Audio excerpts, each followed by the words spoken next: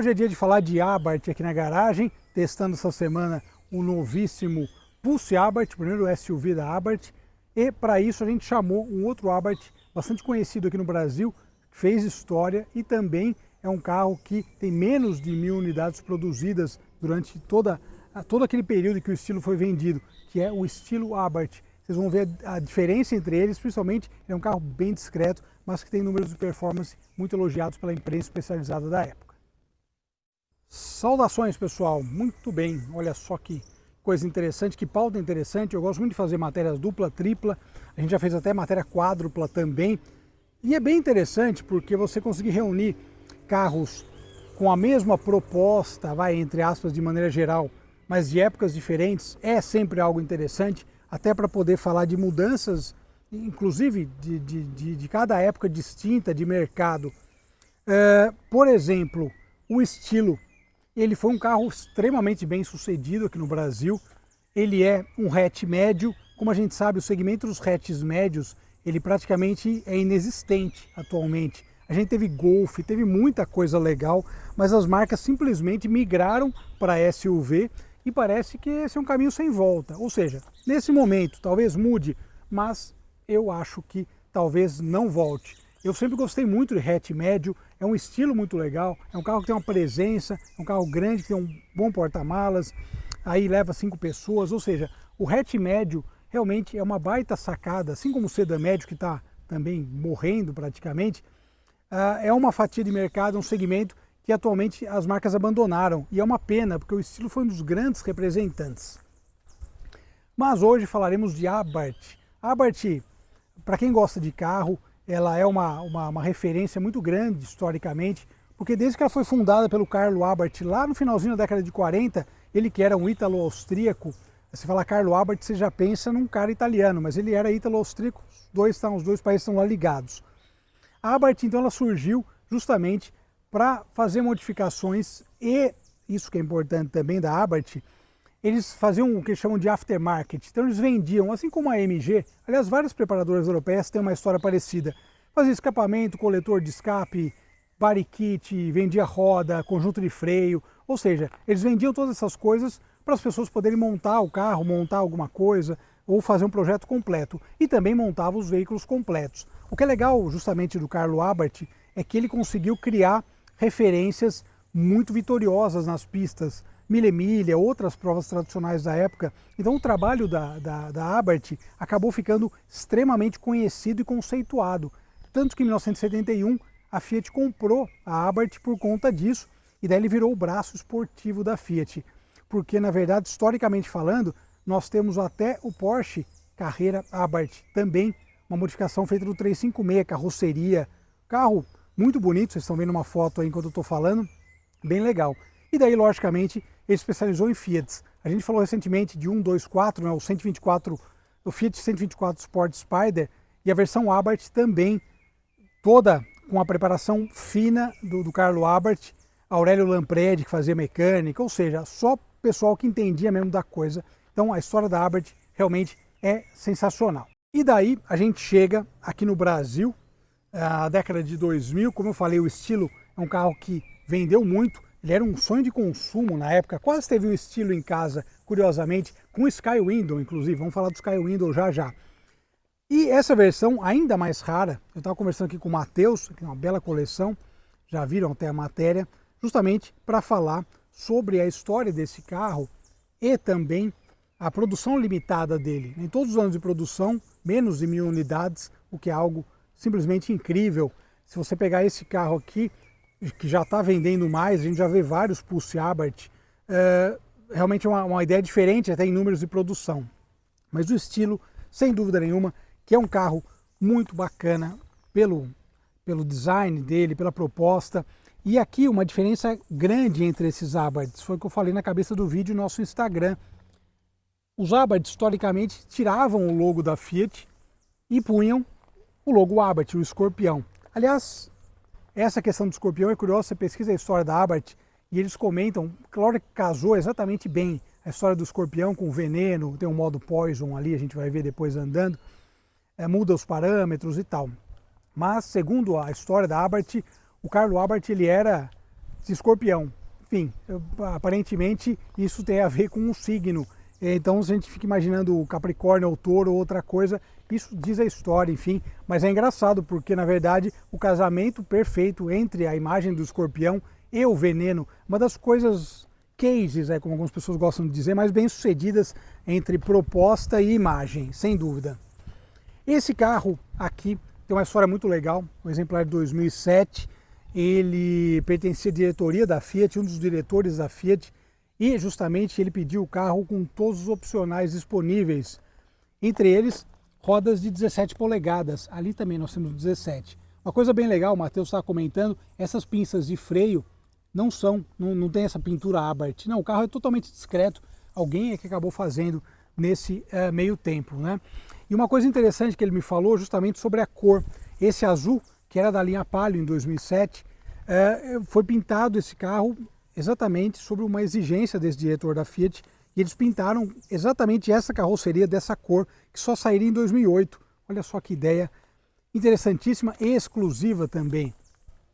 E falando do design do estilo também, novamente, como é um carro, sempre gostei muito de estilo, e foi uma febre na época, com motorizações distintas, aliás, esse é um grande diferencial desse carro, e estilo, e discrição, olha só. Nós temos um escorpiãozinho aqui da Abarth que parece algo que foi colocado, né? Mas é impressionante se a gente for pensar justamente que ele é um carro que é um carro que tem modificações de suspensão, motorização exclusiva e tal, mas ele é extremamente discreto. E aqui a gente tem um Sky Window, esse teto foi febre também na época. A gente sabe que o brasileiro de modo geral não gosta muito de fazer manutenção, então esses carros usados eles caíram em desgraça. Muitos carros o teto não funciona mais, não abre ou não fechava, porque a estrutura dele, ele estava me falando aqui, tem muito plástico. Por isso daí eu vou pedir para vocês assistirem direto no canal aqui do MHL, do Matheus. Ele fala justamente que a Fiat passou uma circular interna para os revendedores, falando que as pessoas não deveriam usar esse teto aberto acima de 60 km por hora, porque poderia ter vários problemas, como ocorreram, né? Ocorreram muitos problemas. E isso é bem interessante, né, se a gente for imaginar, porque a Fiat meio que ela fez isso algumas vezes, né, de avisar depois de um problema que poderia ocorrer. Uma olhada geral nesse carro, eu falei de todos os opcionais, entre eles, ó, banco elétrico. Banco elétrico, como a gente sabe, até hoje é um negócio que não tem muito nos carros, você imagina naquela época. Olha o detalhe da visão do teto, cheio de charme, cheio de estilo, novamente, perdão pelo trocadilho. Aqui, como eu falei, discrição é a palavra-chave, né, desse carro, porque nós não temos, a gente não tem nada que fala, pô, é um Abarth, só na parte traseira e andando, logicamente a gente vai andar daqui a pouquinho. Vocês viram aqui o computador de bordo, né, com 18 funções, um dos opcionais desse carro, já checou tudo, tá tudo em ordem. O detalhe aqui, ó, 240 km por hora, também o velocímetro, ou seja, já uma multimídia aqui bem interessante na época, ainda algo mais difícil de ver, como hoje é comum nos carros, e o câmbio de 5 velocidades. Mas ó, nem pedaleira, tá vendo? Ele traz, é incrível, cara, que coisa mais impressionante, né? Se a gente for pensar, hoje em dia o que a gente vê é o contrário. Hoje em dia a gente vê muito carro que parece uma coisa, mas não é, esportivados e tal, que é uma coisa antiga no mercado nacional, e até justificável, vai em termos de mercado. Mas esse carro é discreto demais por ser um carro esportivo. E olha só o que eu falei de hatch médio, como são carros confortáveis, carros que têm um bom espaço, e isso faz bastante diferença.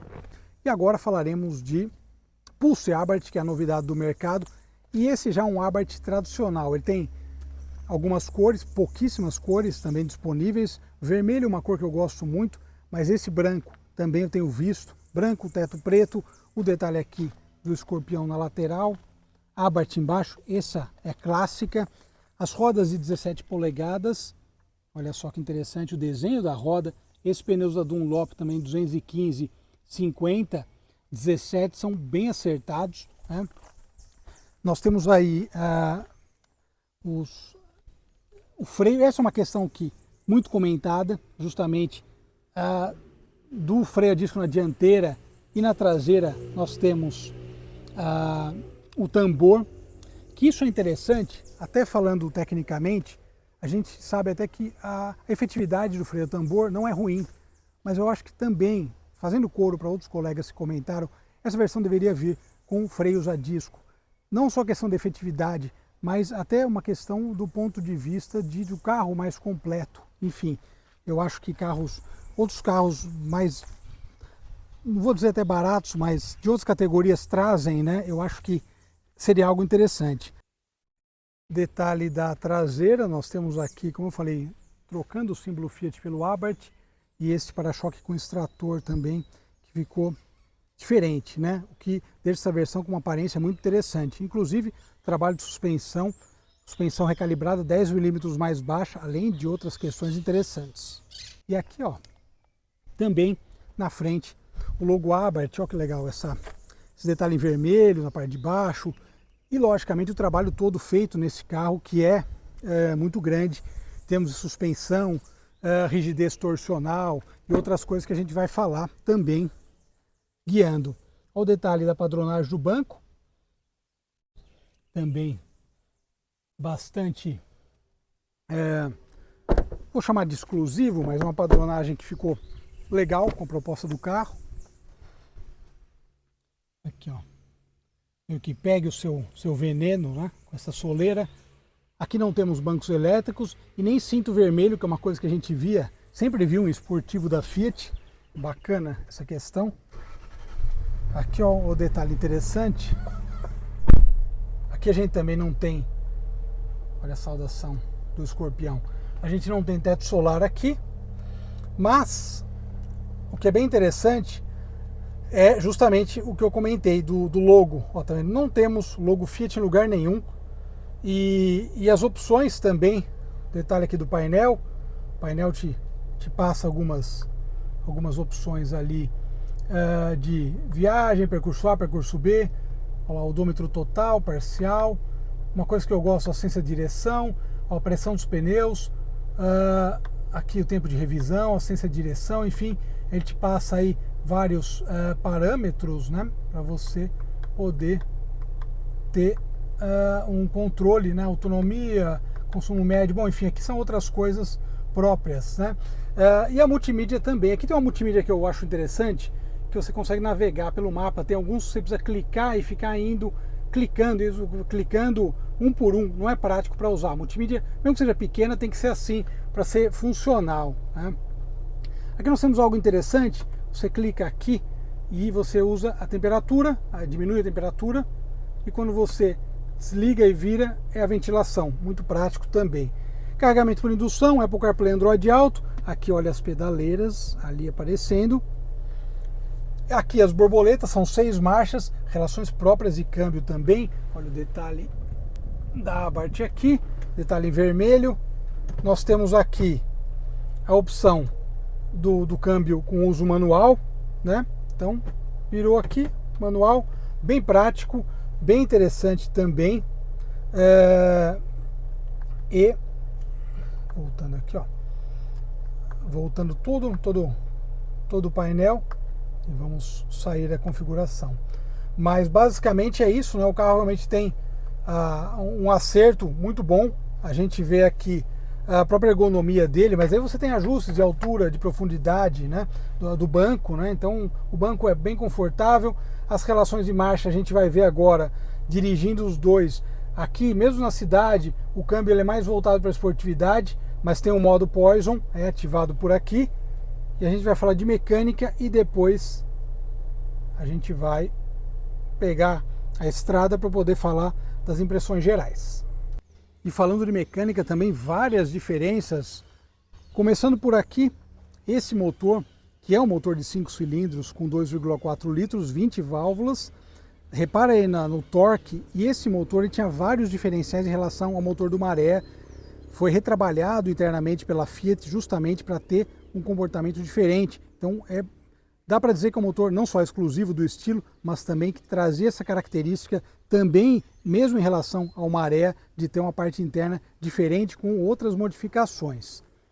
E aqui o motor já conhecido, o T270, que a gente já viu em outros modelos, inclusive Renegade e Compass, mas que ele é um motor exclusivo para essa versão do Pulse, 1.3 turbo com 185 cavalos, 27,6 de torque. Mas uma coisa interessante, e é aí que é o grande pulo do gato, é justamente a versão esportiva tem trabalho de suspensão, motor exclusivo, câmbio que responde rápido e principalmente esse carro pesa 200 kg a menos do que um Renegade. Isso faz muita diferença na hora de andar, como a gente vai ver a partir de agora. E claro, falar do clássico aqui com o seu câmbio manual de 5 marchas.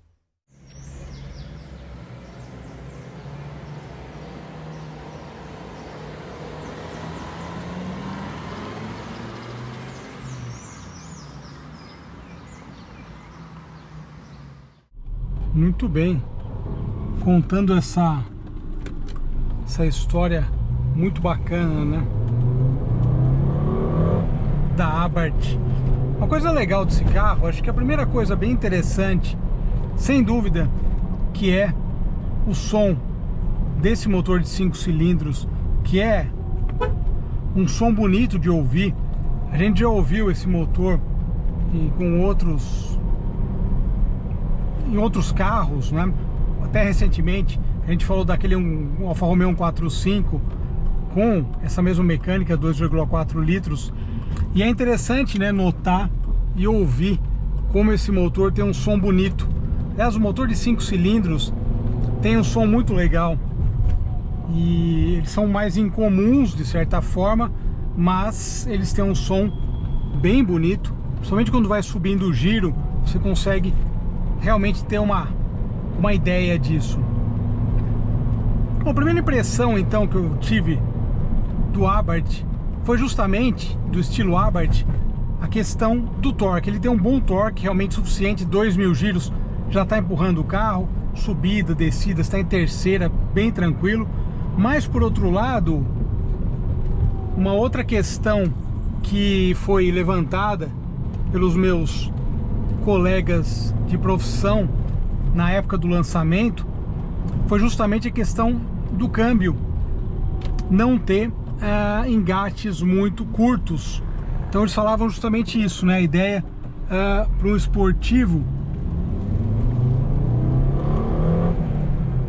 você tem que dar uma provocada nele, mas ele não tem realmente engates curtos. Os engates são longos. E justamente o pessoal falava isso na matéria na época, né, que os engates dele, realmente, as relações de marcha eram curtas para um carro esportivo, eram longas para um carro esportivo.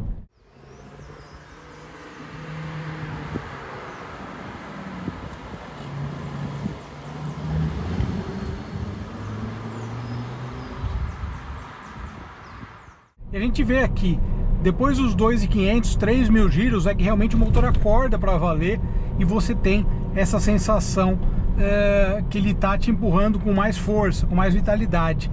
É bem curioso e é engraçado essa questão por conta disso, né? Justamente é um carro que ele tem um espírito esportivo, então ele tinha modificação em suspensão, em barra estabilizadora e logicamente, né, o que faz um esportivo, que é a questão da mecânica exclusiva, ele trazia tudo isso, mas as relações de marcha mais conservadoras, digamos assim, elas deixavam o carro com um desempenho um pouco mais acanhado. Logicamente, se você tiver numa estrada, ó, tá vendo? Eu tô em terceira aqui, ele dá conta tranquilamente, que tem um bom torque. Mas se você tiver num trecho mais curto, num 0 a 100, alguma coisa desse tipo, você vai ver que ele vai sentir um pouquinho essa falta de, ó, 3.000 giros, essa falta de rapidez, ou essa falta, na verdade, que não é nem rapidez, aqui no caso é exatamente as relações de marcha que são um pouco mais longas. Mas o carro passou por um processo bem legal de preparação da Fiat. Aí, a despeito dessa descrição externa, estética, realmente ele é um estilo bem diferenciado quando a gente comenta em termos de performance. E até mesmo essa questão do computador de bordo. Ele está falando também do painel exclusivo dessa versão Abarth. Então foi uma versão, tá vendo? depois dos 3.000,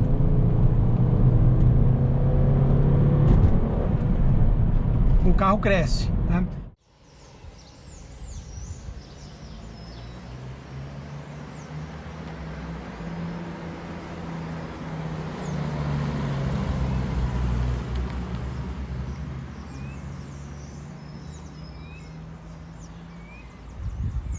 A gente estava falando justamente isso.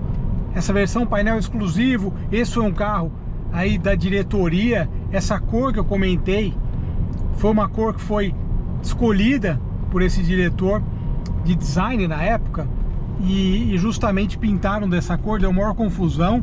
Então a história desse exemplar ela é muito legal, dessa unidade, por conta dessas características bastante especiais. Mesmo ele não tendo, digamos, aquele aspecto mais esportivo ou mais agressivo de outros Abarth que vieram depois. Até antes de passar pro Pulse, foi um carro que eu gostei muito de andar. No final do vídeo vai ter a matéria com o 500 Abarth que a gente gravou. Foi um dos primeiros carros que eu peguei para avaliar da Fiat. Realmente sensacional. Pena que não conseguimos trazer um deles para cá hoje, quase, mas bem legal.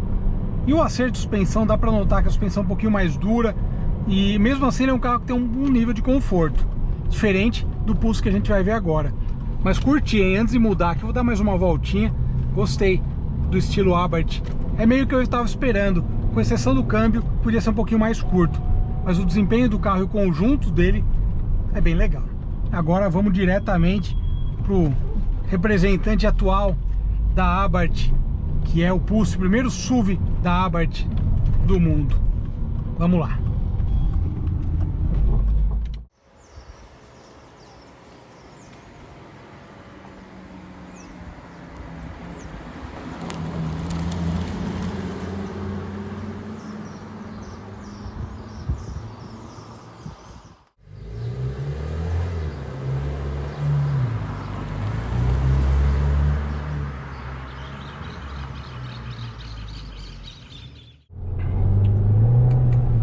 Muito bem, chegamos aí à opção mais atual da linha Abarth, carro desenvolvido aqui no Brasil pela engenharia da Fiat, muito bem feito com a chancela Abarth, e é um modelo feito fora da Europa que realmente ganhou muita projeção e vem ganhando muita projeção por conta de todas essas questões de estilo, dirigibilidade. Uma coisa que eu gostei desse carro foi o ajuste do câmbio. Vocês lembram que eu comentei na matéria do Polo GTS que, apesar na época dele ser um carro com um acerto legal de suspensão, motorização 250 TSI e tal, mas lembra que eu comentei que ele faltava para ele um câmbio que tivesse respostas à altura, respostas mais rápidas. E esse carro tem justamente isso. A Fiat fez uma recalibragem no sistema de câmbio do Pulse, justamente para criar algo que fosse muito bem acertado e respondesse bem aos estímulos e aos anseios aí de quem quer dirigir um carro esportivo. Vocês veem, por exemplo, o acerto de giro, que é uma coisa que é essencial para um carro esportivo, e a gente não consegue isso, né? No caso, quando você está dirigindo, por exemplo, o Polo GTS, porque o câmbio Aizinho é um câmbio muito competente, mas não é um câmbio voltado para a esportividade. Isso realmente é um grande diferencial. Olha o acerto. O acerto de câmbio dele é muito rápido.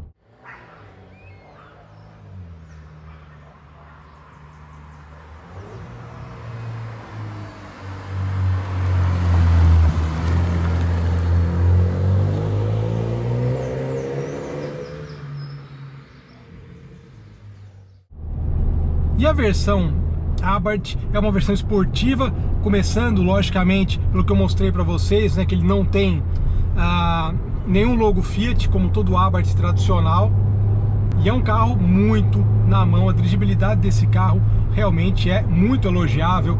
Para quem gosta de um carro com uma tocada esportiva, olha só o ajuste dele, o ajuste de giro, a questão da suspensão que foi muito bem trabalhada, barra estabilizadora maior, nós temos uma suspensão traseira 15% mais rígida. Você esquece que está no SUV, porque ele é um carro que ele tem uma dirigibilidade bem afinada.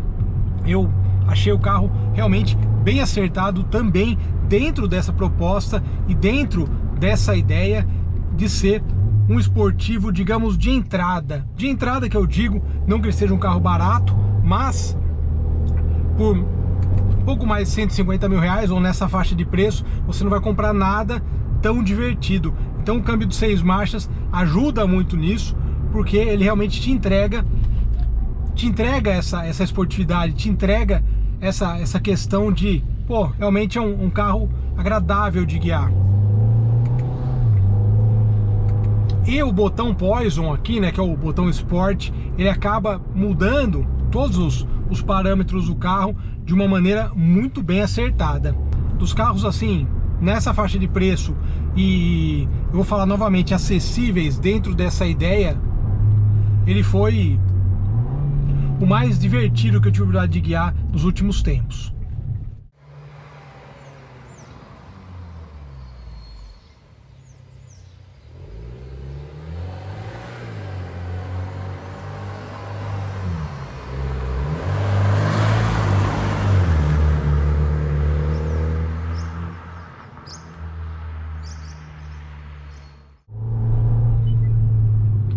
E o que é muito bacana é que ele é um carro que ele tem uma aceleração rápida, a turbina tá cheia rápida, ele tem um mostrador de força G.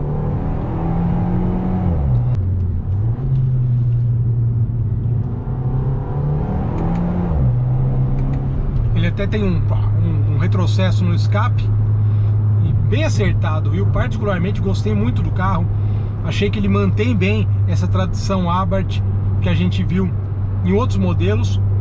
E sem dúvida é um carro bem legal, novamente nessa faixa de preço. Ele rola muito pouco em curva, como eu falei, não parece ter o centro de gravidade alto de um SUV. A Fiat acertou muito bem nesse carro, nesses parâmetros esportivos foram modificados e foram ajustados para ele. E com as rodas 17... E com as rodas 17, digamos, ele acaba tendo conforto, não é a melhor definição, ele não é um carro confortável, não é voltado para o conforto, mas a gente espera isso de um esportivo. É um carro usável, logicamente, no dia a dia, mas ele não é confortável, mas isso não é um problema nesse caso. Eu acho que a proposta do carro está integralmente preenchida.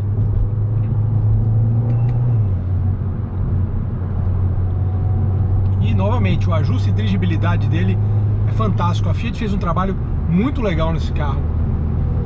Por último, consumo só com gasolina. Abastecido com gasolina. Informação de perigo, adiante.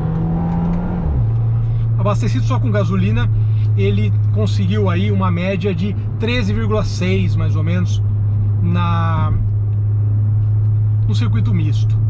Razoável também, lembrando que logicamente 1.3, esse motor que já é usado no Renegade e outros modelos, ele é conhecido aí não é conhecido pela economia, mas nesse carro isso realmente não é algo que incomoda e não faz diferença. Realmente sensacional. Já vou me despedindo, contamos uma história legal e nos vemos aí dirigindo outras coisas bacanas e contando histórias. Eu adoro reunir carros e contar histórias, porque, cara, é uma oportunidade fantástica. Obrigado, pessoal, um grande abraço e até mais. Tchau, tchau.